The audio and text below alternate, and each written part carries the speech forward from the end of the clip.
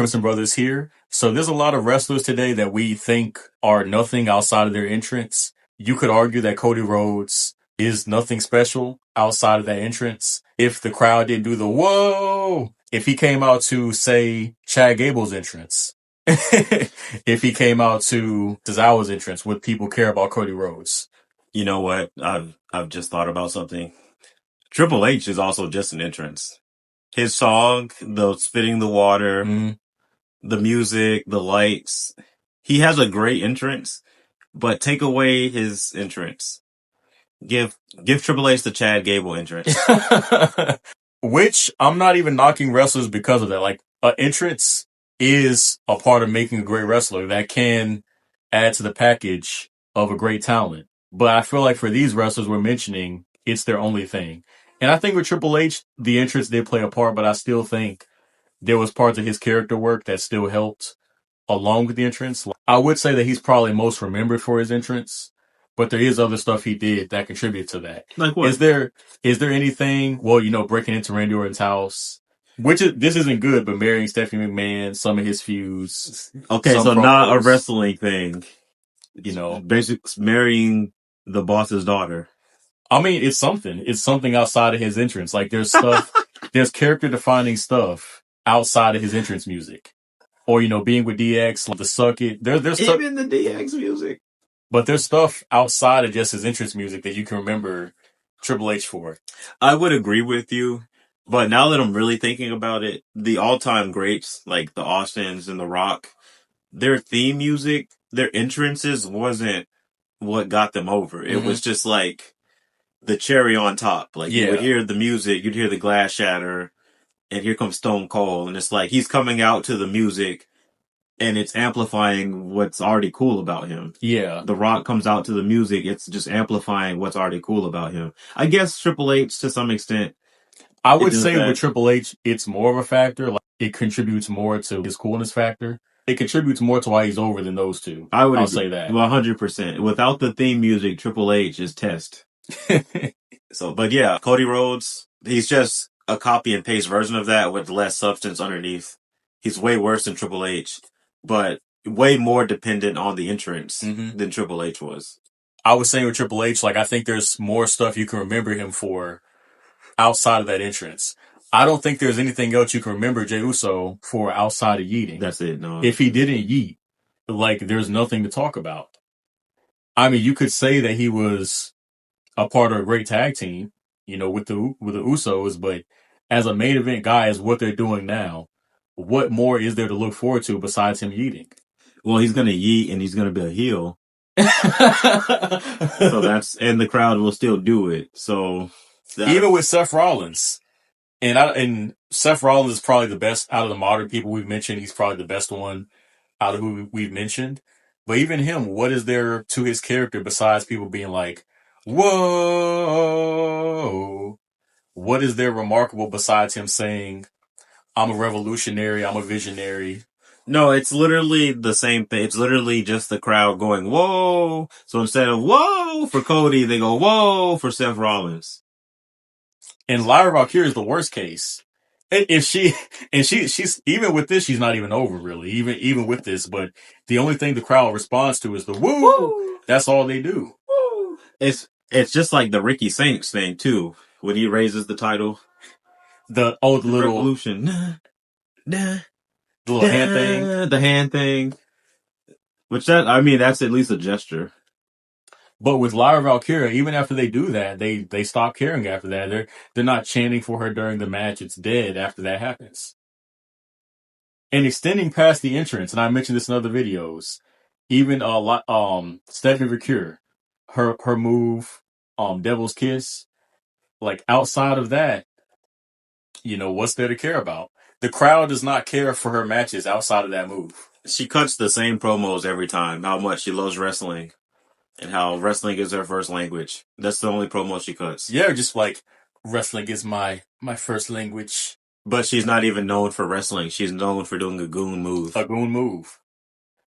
I'm so sick of being gaslit by this company. That's all they do.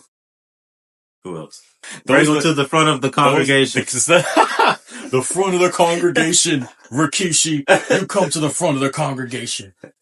I mean, you could add Rikishi to this. No, the Rikishi was a little more substance. Too Cool was great. Too Cool. Too Cool was great. I won't say for his entire career. I would say CM Punk is kind of getting there because the crowd, they sing his theme song whenever he comes out. There's nothing he does nowadays that's sensational.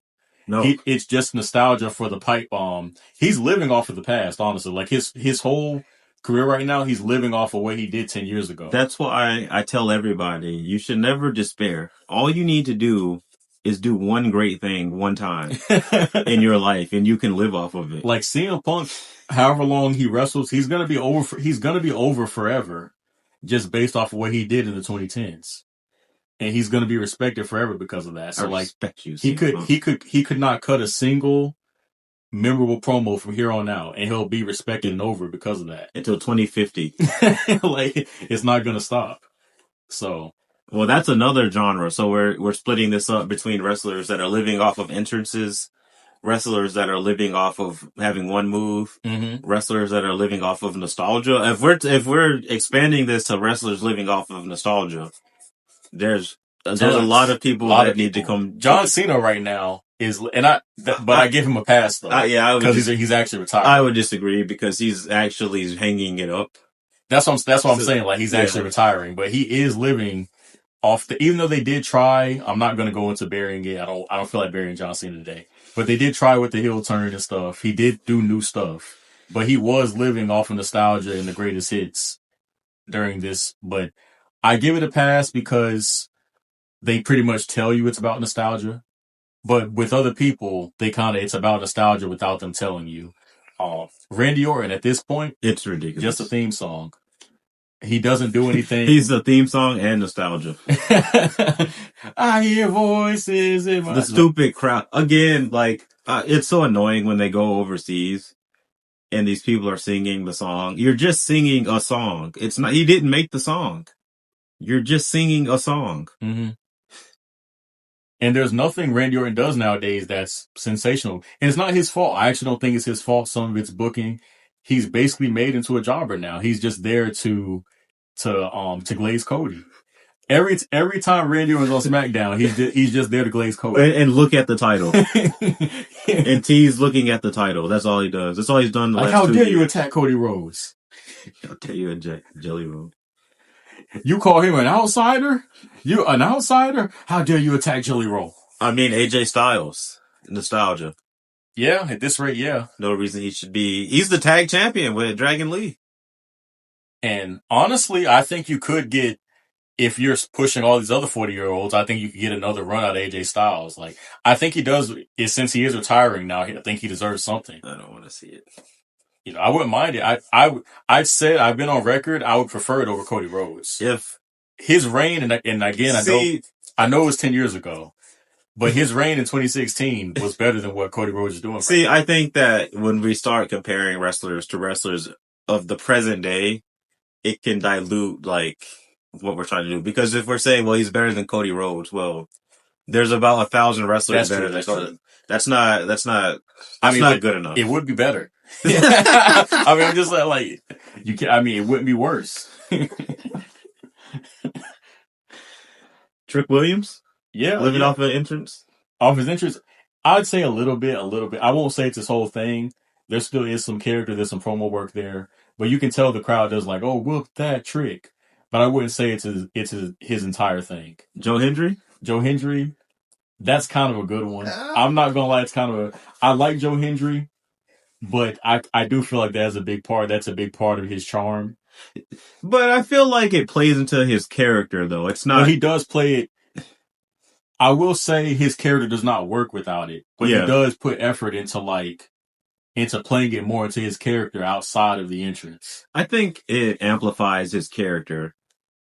I do think it's playing a big part of the character, but I don't think it's all of it. It's not to the extent of Cody Rhodes. Mm-hmm. It's not Randy Orton. He does put in work. There is something. And he made the song. And he made the song. That's a huge. So we need to take Jey Uso off this list then, because he made the song. That's true. Okay, I give credit. He did make the song. If you make the song, you get credit if it gets over. If you didn't make the song, you you're just using a song. You're just playing a song and having people sing it at you. That's dumb. Like imagine you come home from work and your family is playing, I don't know, 50 Cent, and they're singing it, Mini Man. and it's directed at you. Like they're singing it for you because you played the song. That makes no sense. But if you made the song and they're playing it, it's honoring you because they're honoring your creativity. Mm-hmm. So we got, Jey Uso's off the list. I guess I can't. I can't really. I can't get at him for that. Undertaker. I'm not gonna say it's. I'm just bringing him up just because. But Undertaker definitely has arguably the most iconic entrance in wrestling history. But I'm not gonna say it's his whole thing. I do think it helps. It does add a big cherry on top.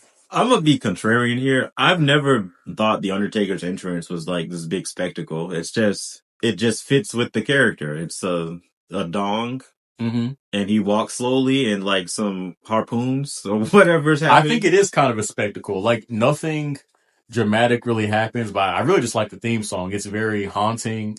It's very well put together. That's what I'm saying. It just fits his character. I think somebody like Kane, his entrance did more for his character than the Undertaker's did. I think the Undertaker's was just, I don't know, this is how the Undertaker, like it never changed. If you look at the Undertaker from like 1991, it's basically the same. Mm-hmm. It just works. But with like somebody like Kane, you do have to change the theatrics of the entrance or else the character will get stale. Yeah. So, but yeah, I agree. I think it's just a nice cherry on top. It doesn't take up the bulk of his character. Nobody would ever say, "Oh, Undertaker's only over because of this theme song." No, because even then he was over as Biker Taker. He's done different gimmicks and he's been over all the time. What about this? Gonna be your favorite, Sami Zayn? The Let's Go. I mean it's a garbage entrance. It's a garbage wrestler. But I'm saying, I think the reason anyone would care is because of that entrance. People like the entrance. There's some, the people be like, "Let's go." Some people like that entrance. I've only done it sarcastically, like and to mock how stupid. But people in the crowd, they legit, let's go. Grown men in the crowd. Yeah, let's go. I hear them. They don't react much during the match after that, but they do. I mean, I would struggle to put him on this list because that would insinuate that he has a good entrance. Like it's not. I don't think his entrance is good or cool or anything. I didn't know people liked it. Some people do. I'd hear them and like, "Let's go." I thought they just liked the in-ring work. I didn't know that. Now that is the bulk of it. People like the in-ring work. That is kind of the bulk of it.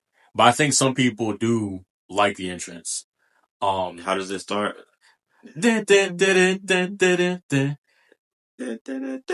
go. Whoa. Actually, yeah, they be humming to it. Whoa. They do hum to it. Okay, Sami Zayn comes out to Chad Gable's music. Is he over or not? I think it's a wrap. You think it's a wrap? I think it's a wrap too. You might be right about this. I've never thought about it because it doesn't like stick out. It's not super offensive or noticeable. It's more muted.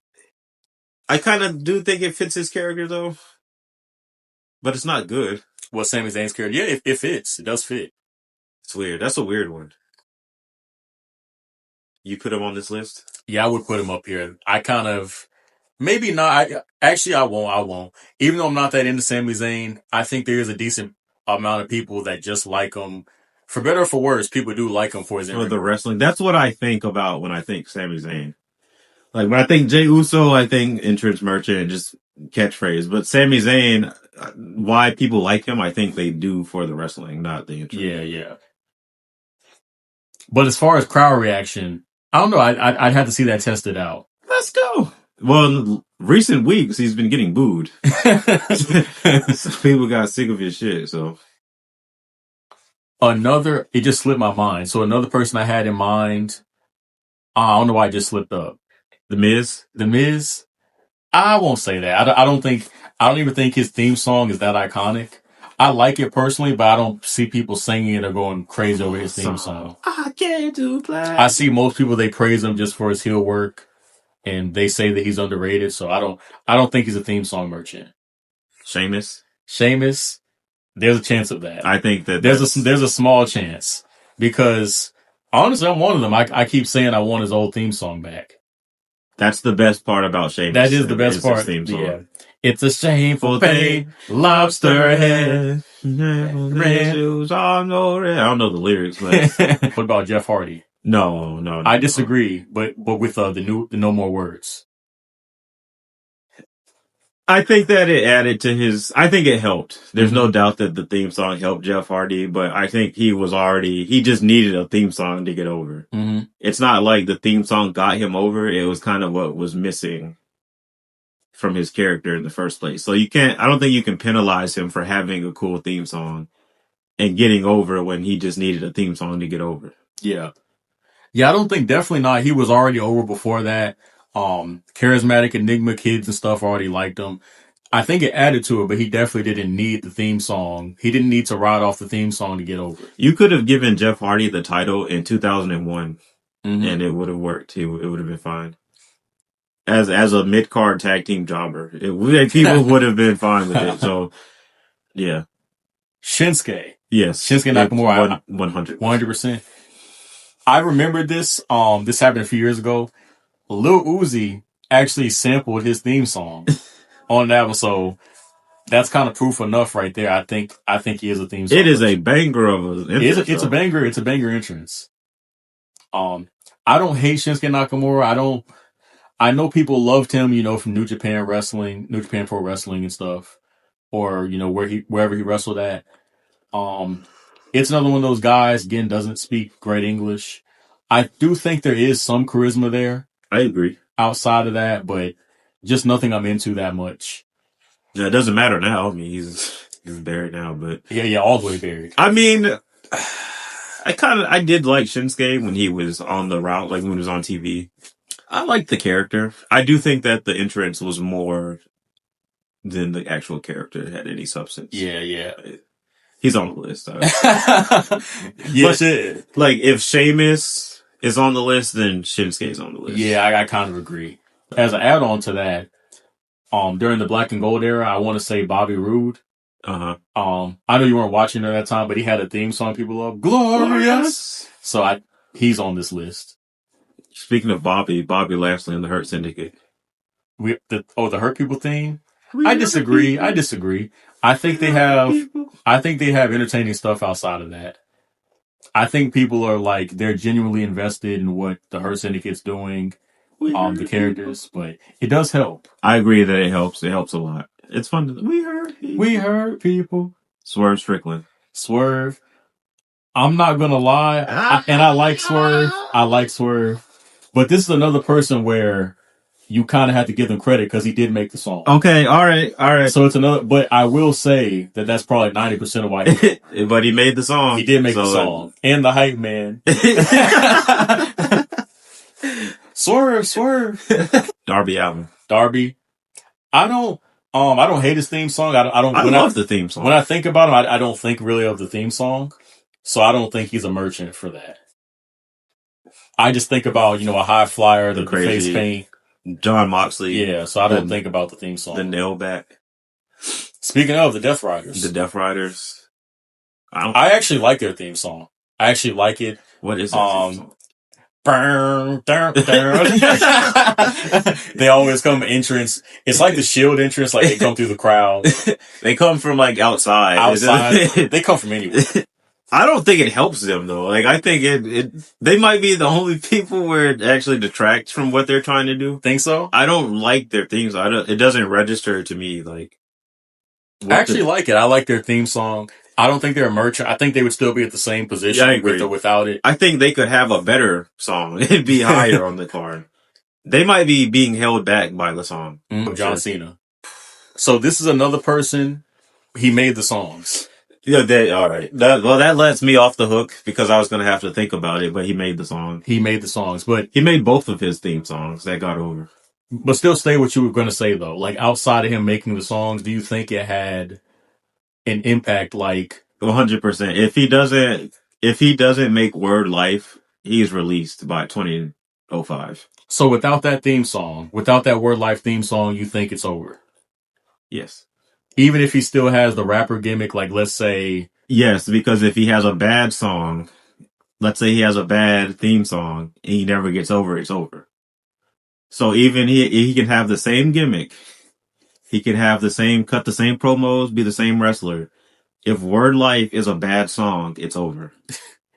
I agree. If it's because a lot of nostalgia for that Thugonomics gimmick really is that theme song. Like they think about the Titantron. It's really the Jey Uso story 20 years earlier, if you really think about it. Because and then time is now, that's kind of, now I won't say it's the only part of his character, but it does add a lot. The time is now theme song, like super iconic. The John Cena entrance, honestly, I won't say, again, it's not the only thing, but it's a bulk of the reason why he's my favorite wrestler ever. Because to me, it's such an iconic entrance, like the salute, the talking to the cameraman, the storm down to the ring, the motivational slogan, the bouncing down to the ropes, like throwing the shirt out. It's my favorite entrance in wrestling, honestly. I mean, all right. Well, now that you mentioned it, it's kind of like Triple H in a sense. I will say it kind of gets Triple H, but he made the song. Yeah. If he didn't make that song, he'd be on this list. Now that I'm really thinking about it, because the white rapper gimmick, it wasn't clear that would work in 2003. Like it very easily could have turned into a joke. That's the thing, though. I feel like it kind of was a joke. Like I feel like it was a joke. I feel like it was a joke, but they still made him into a serious wrestler. I don't think it was a joke though. I think because when he debuted this gimmick, he had got hurt by Brock Lesnar. So he was feuding with Brock Lesnar when he came back to this gimmick. But that's my thing though. I think the gimmick itself was kind of a joke. Like, oh, look at this goofy white man rapping. But they still made him to a serious wrestler. But even in the vignettes that they would cut, it wasn't like goofy. He would be like in a graveyard, like talking about, oh, you took me out, like I'm gonna come back. Like it was never like comedic. It wasn't really comedic until he started freestyling on the way to the ring. Or just roasting people. Right. And then it's like, oh, this is funny. It's entertaining, but it's not like a joke. But that's what I'm saying. Like if Basic Thugonomics is a bad song, it would have been a joke. So honestly, okay, the inverse of this list is you make a theme song that elevates your career and you're already like primed to be elevated. Mm-hmm. That would be John Cena. Like nobody has helped their career more in that case than John Cena. I agree. And I think there's more to him, of course, besides the themes. He has the catchphrases too. Of course, you can't see me, which, he stole from Tony Ayo. But we're not going to talk about that. Well, I mean, no, we should talk about this. He stole from Tony Ayo. He stole a lot of things. But then again, all wrestlers steal stuff. Like The Rock stole the term jabroni from the Iron Sheik. No. He stole trailblazing eyebrow raising from Ric Flair. I swear to God, John Cena just watched YouTube videos of Martin Luther King and just copied the speech cadence. He's just Martin Luther King. Oh. He's white Martin Luther King and a rapper and a Marine. So he stole from Tony Ayo and Martin Luther King. And Eminem. That's all you have to just steal multiple things from different people and make a song. Well, we do have to give him credit though. He did make the song still. So, and the song to this day, both of his theme songs are still bangers to this day. Yeah. So yeah, and it's a funny case because I think Cena's good outside of that, but definitely, I think you're right. Nobody's theme song has helped their career more than John Cena's.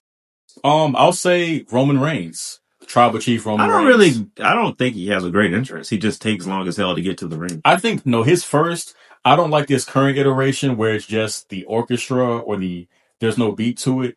But I love his first, Tribal Chief theme song. Not that one. Oh, not that one. Which one? Like when his Tribal Chief theme song. It's the only one that I know. You don't know the Tribal Chief one? Like when he started the Bloodline? Isn't it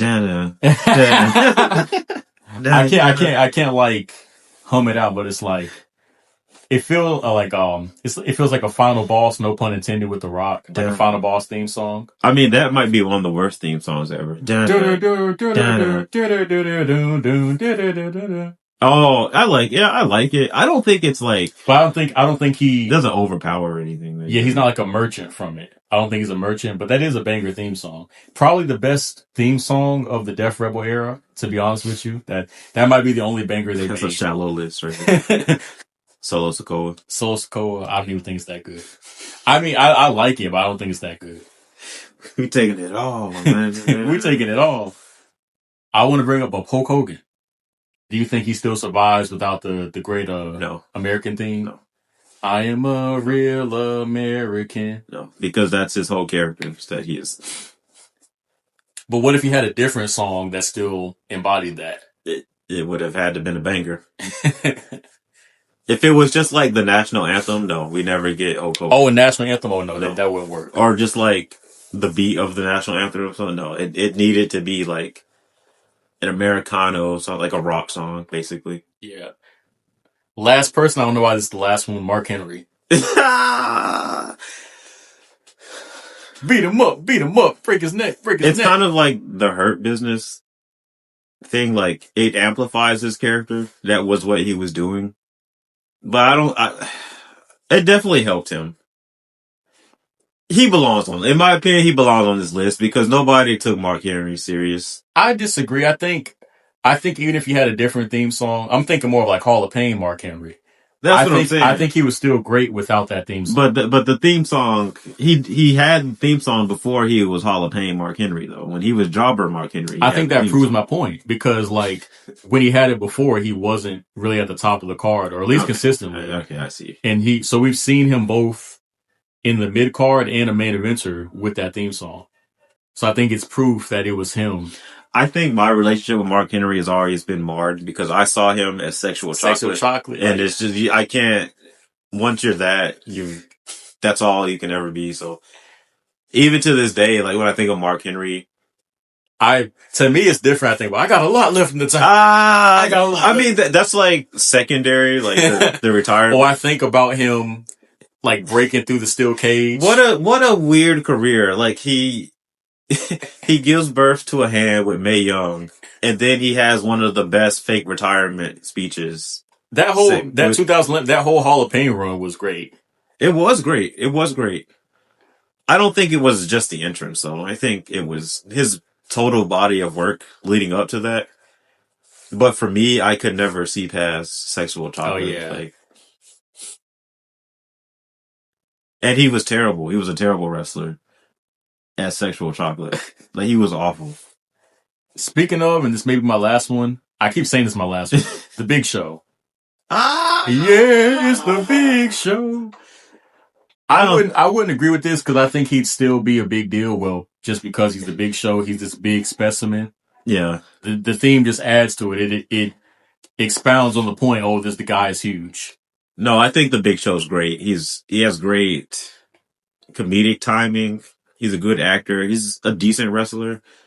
And they did change the Big Show's theme song a few times. And there'd be different variations of it, and some are terrible. Mm-hmm. But it's still the Big Show. It didn't kill his career when he had a bad version of the song. But the best, the original version is the best for sure. Well, it's the Big Show. Chris Jericho. I love his theme song. Really, his entrance in general. I like all iterations of it, honestly. I don't think he's an entrance with the light up jacket. I think it adds a lot. I think he'd still be considered a good wrestler. Yeah. Like Lance, he'd be on a Lance Storm level. Maybe just like a Dean Malenko. I think he'd be better than Dean Malenko. Like his charisma is just leaps and bounds above Dean Malenko. So I think he'd still be successful. But we're assuming that he has a bad entrance and people give him the Dean Malenko. He'd be at a worse state. I do think he'd be at a worse state. But I don't think he'd be at Dean Malenko's level. I think he'd do enough to still... Okay, give him Dean Malenko's theme. Where is he? I guess that's what Dean Malenko was. Cruiserweight division. Maybe that's what U.S. champion. Finley. Finley, I can see that. I think he'd be like a Finley. Well, moral of the video: theme songs are important. They are very important. They are very important. There's a big difference between Chris Jericho and Dean Malenko, but Chris Jericho and Finley. I mean, I think that's the difference. His entrance is amazing, and it's kind of subtle. Like, it's not over the top at all. It's just him doing this, like, and turning around. Yeah. Like, it's really the countdown. Down. If there's any theme songs we missed, bring it up in the comments. I think this has been an interesting discussion.